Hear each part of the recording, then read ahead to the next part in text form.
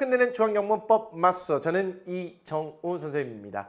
자, 오늘 강의는 여러분들께서 많이 기다리셨던 바로 그 강의가 되겠습니다. 챕터 12 능동태와 수동태 편입니다. 능동태와 수동태 들어보셨을 겁니다. 우리 분사편에서도요, 현재 분사는 능동의 개념, 과거 분사는 수동의 개념 이렇게 설명을 드렸었어요. 그리고 능동태와 수동태는 문법을 공부해 보신 친구들이라면 피해갈 수 없는 그런 내용이었을 겁니다. 어떤 친구들은 수동태만 딱 보면 겁먹고 이거 어떻게 해야 돼? 당황하는 친구들이 많은데요. 개념만 잘 잡고 나면 능동태, 수동태 상당히 할 만합니다. 그동안에 배우셨던 투부정사, 동명사, 분사, 현재 완료 이런 것들에 비해서는요. 훨씬 할 만해요. 제가 아주 자세히 설명드릴 테니까 개념 설명드릴 때 집중만 해주신다면 정말 할 만하다는 그런 느낌 분명히 드실 겁니다. 오늘 첫 번째 시간 73강이고요. 컨셉 73번입니다. 수동태라는 것 도대체 왜 사용하게 되는지 그 이야기 집중적으로 해볼게요. 오늘 첫 번째 시간이기 때문에 수동태, 능동태 개념은 잡고 가야겠습니다. 첫 번째, 영어의 모든 문장은 능동태 아니면 수동태 둘 중에 하나래요. 그럼 그 문장이 능동태인지 수동태인지 어떻게 알 수 있을까요? 동사를 보시면 됩니다. 동사의 모양을 봤더니 비동사 플러스 과거분사 이렇게 되어 있다면 그 문장은 수동태입니다. 그런데 동사의 모양이 비동사 플러스 과거분사가 아니라면 능동태인 거예요. 굉장히 쉽죠? 동사를 보고 BPP 수동태 아니야 능동태 이렇게 된다고요. 예문을 통해서 바로 확인할게요. He broke the window입니다. 얘가 주어고 얘가 동사라는 정도를 여러분들 아실 거예요. 동사를 봤더니 broke라고 나와 있네요. 비동사 플러스 과거분사인가요? 아니죠. 그럼 얘는 능동태예요? 수동태예요? 능동태입니다. 밑에를 볼까요? The window was broken by him이라고 되어 있어요. The window가 주어고요. 동사를 봤더니 was broken이라고 나와 있네요. 그러면 얘가 비동사 플러스 과거분사인가요? 맞네요. 그럼 얘는 능동태예요? 수동태예요? 수동태인 거죠.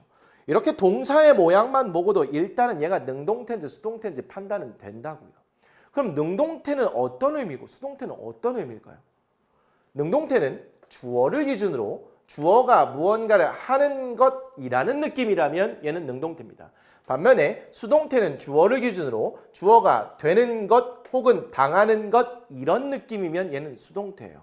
하는 것 능동태, 되는 것 수동태 이렇게 간단하게 정리하셔도 됩니다. 방금 봤던 문장을 통해서 확인해 보도록 합니다.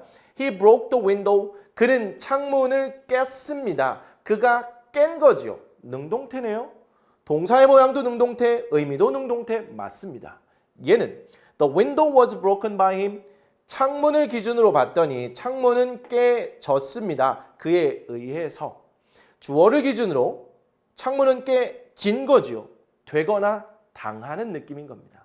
자, 이렇게 영어의 모든 문장은 능동태 아니면 수동태 둘 중에 하나인데 동사를 기준으로 봤더니 BPP 수동태 아니야 능동태. 능동태는 주어를 기준으로 무언가를 하는 것, 수동태는 주어를 기준으로 되는 것 괜찮을까요?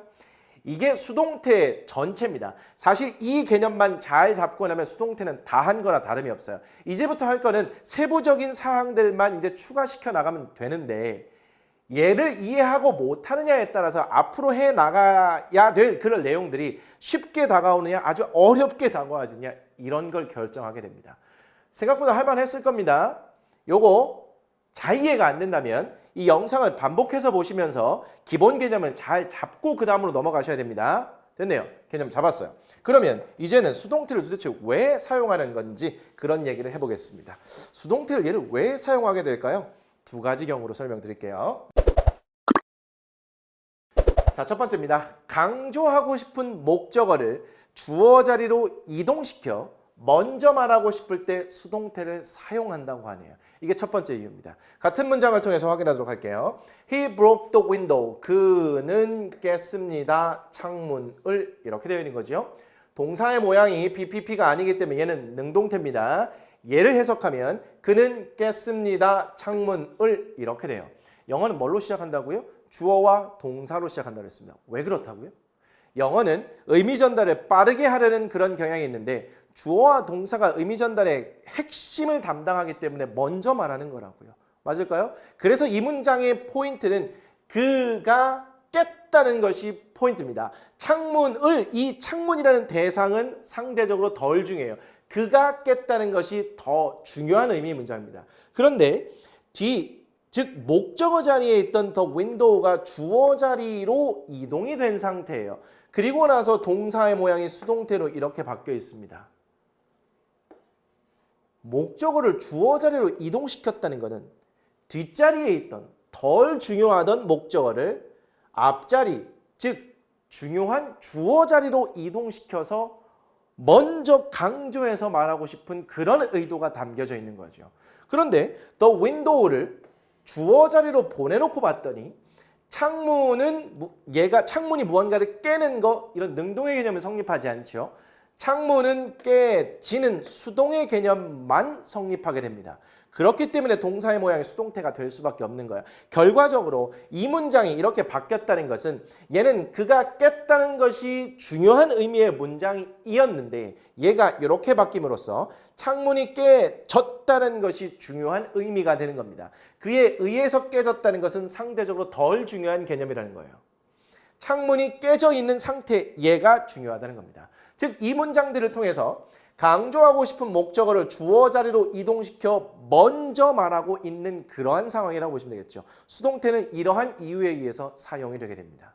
괜찮을까요? 그래서 이제부터는 수동태 문장에 쓰였다면 주어 동사 부분이 수동태로 되어 있는데 이 부분이 의미의 초점이구나 라고 이렇게 이해해 주시면 되겠습니다. 괜찮을까요? 자, 두 번째 이유로 가보도록 할게요.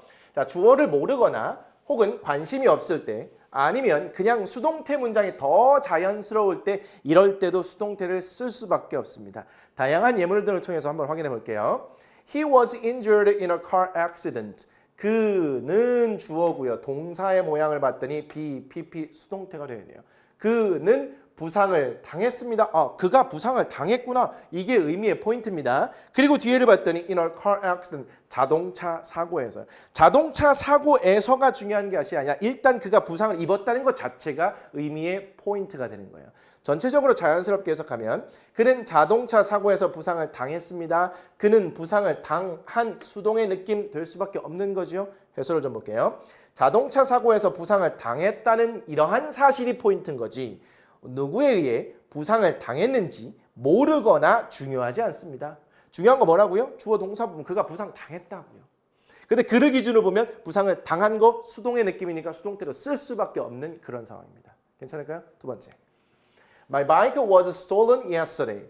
저의 자전거는 그리고 동사의 모양이 수동태로 되어 있네요. 저의 자전거를 기준으로 보면 자전거는 도난 당한 거지요.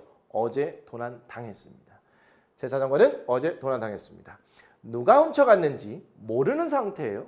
물론 누가 내 자전거를 훔쳐갔어 이렇게 말하고 있지만 누가 훔쳐갔는지가 포인트가 아니라 내 자전거가 도난 당했어 이게 포인트라는 겁니다.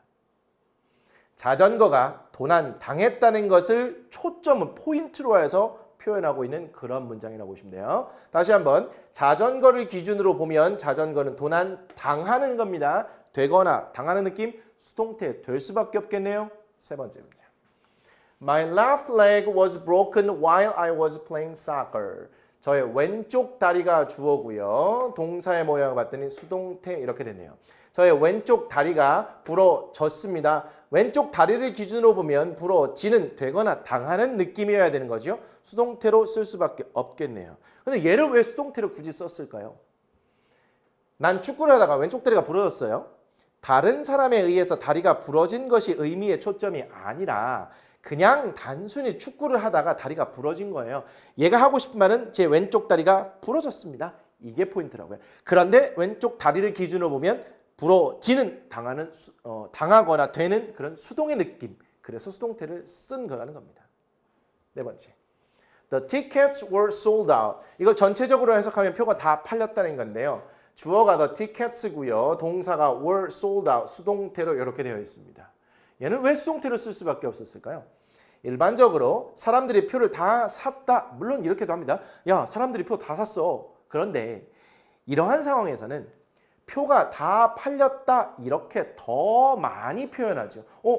야, 표가 벌써 다 팔렸어. 그래서 이 문장은 그냥 수동태로 표현해야 더 자연스러운 문장이 됩니다. 그런데 이 표를 기준으로 보면 표는 다 팔리는 되거나 당하는 느낌이기 때문에 수동태로 이렇게 표현해 준 겁니다. 괜찮을까요? 동사의 모양이 수동태가 될 수밖에 없는 이유, 그리고 이 문장의 수동태가 자연스러운 이유, 이런 것들을 계속 고민하셔야 돼요. 또 중요한 거, 수동태는 주어, 동사 이 부분이 의미에 초점이 있습니다. 뭐 늘 그렇지만요. 됐네요. 하나만 더 볼게요. Many stars are seen in the sky. 많은 별들이, 그리고 동사가 수동태예요. are seen, 보여집니다. 하늘에서. 즉 하늘에 많은 별들이 보인다는 것인데 그냥 많은 별들이 보이는 거예요. 별들을 기준으로 보면 얘가 보이는 거지요. 되거나 당하는 느낌입니다. 그래서 수동태로 쓸 수밖에 없어요. 그냥 이 문장은 수동태로 쓰는 것이 그냥 훨씬 자연스러운 문장이에요.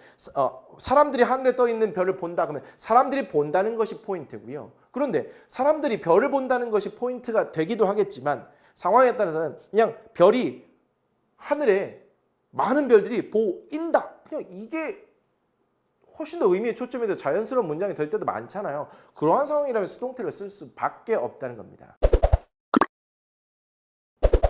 자, 이렇게 해서 오늘 수동태의 개념하고요. 수동태를 왜 써야 하는지 이런 부분을 정리해봤네요. 수동태의 개념 상대적으로 가볍게 좀 정리했지만 굉장히 중요한 포인트라고 했기 때문에 반복해서 좀 보시기를 추천드리도록 하겠습니다. 특히 수동태를 왜 만들어 쓰는지 이 부분은 지금 반복해서 보신다 해서 여러분 것이 완전하게 안 될 가능성이 높습니다. 근데 앞으로 수동태 문장을 계속 보시게 될 거니까요. 수동태란 주어가 되거나 당하는 느낌이라는 거, 그리고 이 문장이 왜 수동태로 쓰이는 것이 자연스러운가, 이런 것들을 늘 고민하는 연습을 하신다면 분명히 머지않은 시간 내에 수동태가 굉장히 자연스럽게 느껴지실 겁니다. 너무 걱정 안 하셔도 돼요. 다음 시간 예고할게요. 74강 컨셉 74번 수동태의 개념입니다. 오늘 하지 않았나요? 오늘은 첫 번째 시간이기 때문에 가볍게 해드린 거고요. 사실은 다음 시간의 포인트는 수동태의 개념 쪽보다는 능동태 문장을 수동태로 어떻게 바꿔 쓸 수 있는지, 수동태 문장을 능동태로 어떻게 바꿔 쓸 수 있는지, 즉 수동태를 만드는 방법 쪽에 좀 초점을 맞춰서 공부해 보도록 하겠습니다. 자, 오늘 내용 중에 이해가 안 되는 내용이 있으면 댓글란에 이용해 주시면 되겠습니다. 수고하셨습니다. 오늘은 여기까지입니다.